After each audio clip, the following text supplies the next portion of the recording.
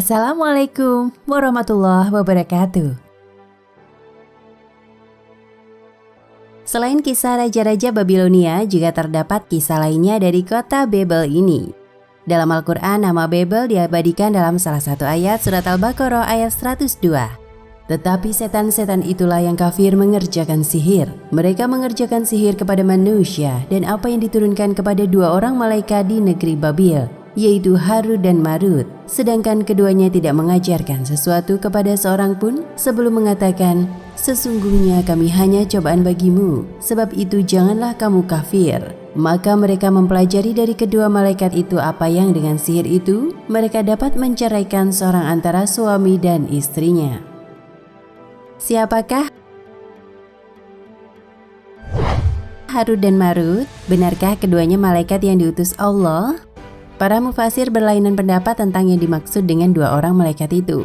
Ada yang berpendapat mereka betul-betul malaikat dan ada pula yang berpendapat orang yang dipandang saleh seperti malaikat. Serta ada pula yang menyatakan mereka ada dua orang jahat yang pura-pura soleh seperti malaikat. Kaum Yahudi berpendapat dua malaikat yang disebut dalam ayat di atas yakni Harut dan Marut adalah istilah dari Jibril dan Mikail. Dalam pandangan mereka, keduanya lah yang mengajarkan sihir kepada Sulaiman. Namun Allah mendustakan tuduhan Yahudi tersebut dan memberitahu Nabi Muhammad SAW bahwa Jibril dan Mikail tidaklah menurunkan sihir. Allah juga menyucikan Nabi Sulaiman alaihissalam dari tuduhan palsu menyebarkan sihir kepada manusia. Allah memberitahu Bani Israel bahwa sihir merupakan perbuatan setan yang diajarkan kepada manusia di Babel dan yang mengajarkannya adalah dua laki-laki yang bernama Harut dan Marut.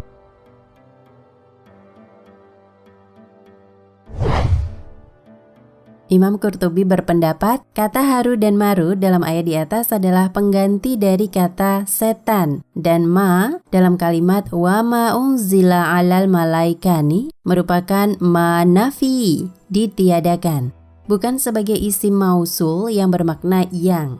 Jadi kata ma merupakan negasi dan diaktofkan, diikutkan kepada wa ma kadaro yulaimanu. Karena itu kata Haruta wa Marut merupakan ba'dal atau pengganti dari setan. Ibnu Katsir dalam tafsirnya sependapat dengan pandangan Al-Qurtubi. Namun Ibnu Katsir berpendapat bahwa Harut dan Marut merupakan pengganti setan. Sebab kata Ibnu Katsir, hal itu tidak sejalan dengan gambaran setan. Sesungguhnya setan tidak memiliki naluri yang mendorong manusia untuk menasehatinya agar berbuat kebaikan. Saya lebih cenderung kata Harut dan Marut dalam ayat tersebut merupakan pengganti manusia, ujar Ibnu Katsir. Karena itu lanjutnya, makna ayat di atas adalah Sulaiman tidaklah kafir dan tidak diturunkan sihir kepada dua malaikat. Namun setanlah yang kafir karena mereka mengajarkan sihir kepada manusia. Yakni setan mengajarkan sihir kepada Harut dan Marut, yang keduanya adalah dua orang manusia. Kemudian keduanya mengajarkan sihir kepada manusia lainnya. Keduanya tidak mengajarkan sihir kepada khalayak sebelum berkata kepada mereka, sesungguhnya kami adalah fitnah, maka janganlah kafir. Karena itu Harut dan Marut merupakan ba'dal dari manusia yang memiliki fitrah memberi nasihat. Papar Ibnu Katsir.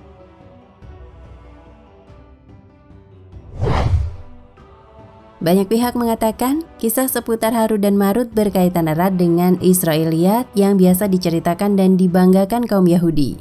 Muhammad bin Muhammad Abu Syahbah dalam kitab Al-Israiliyat wa Ma'al Maudu'at fi Kutab Al-Tafsir, kisah-kisah Israiliyat dan palsu dalam kitab-kitab tafsir, juga menyebutkan kisah ini sebagai cerita Israiliyat.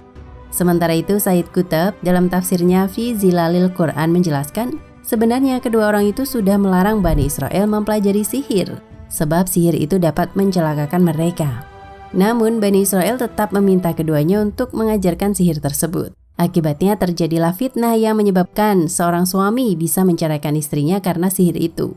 Maka mereka mempelajari dari kedua malaikat itu apa yang dengan sihir itu mereka dapat menceraikan antara seorang suami dan istrinya. Quran Surat Al-Baqarah ayat 102.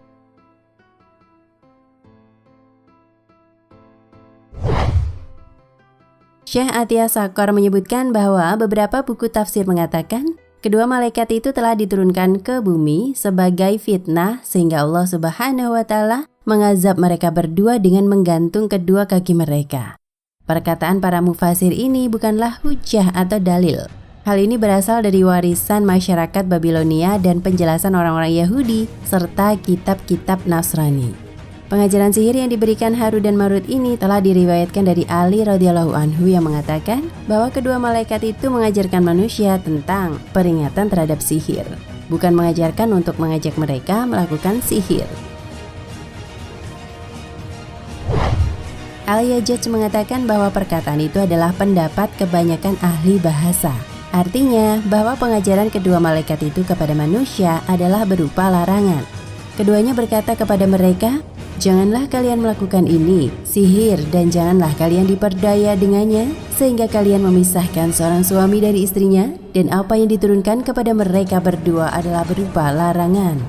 Al-Jami' li Ahkamil Quran Juz 2 halaman 472.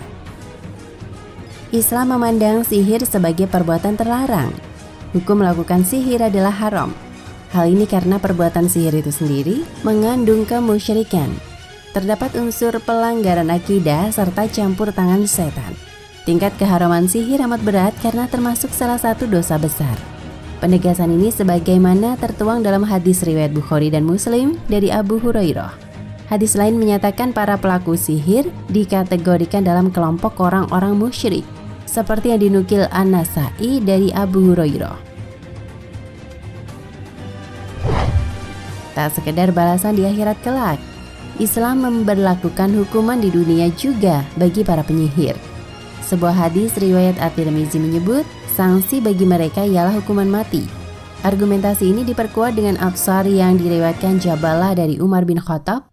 Secara umum, menurut Abu Sa'id Al-Khadimi, dalil-dalil tersebut mengungkapkan sanksi bagi penyihir ialah hukuman mati.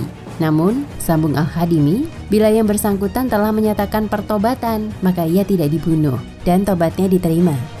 Akan tetapi jika ia mengingkari perbuatan sihir, maka ia tetap dibunuh dan tobatnya tidak diterima. Sementara itu, Abu Hamid Al-Ghazali berpendapat, ilmu sihir tergolong disiplin ilmu tercela karena memberikan dampak kerugian baik bagi pelaku maupun objeknya. Meskipun pada dasarnya ilmu itu sendiri tidaklah tercela, tetapi lantaran memberi mudorot atau kerugian, maka ia menjadi tercela. Demikian pula dengan hukum mempelajarinya. Ketika tidak dipergunakan untuk praktik kejahatan, maka awalnya tidak jadi soal. Setelah beralih fungsi dan tujuan, maka berubah pula hukum dasarnya menjadi tercela. Wallahu a'lam bishawab.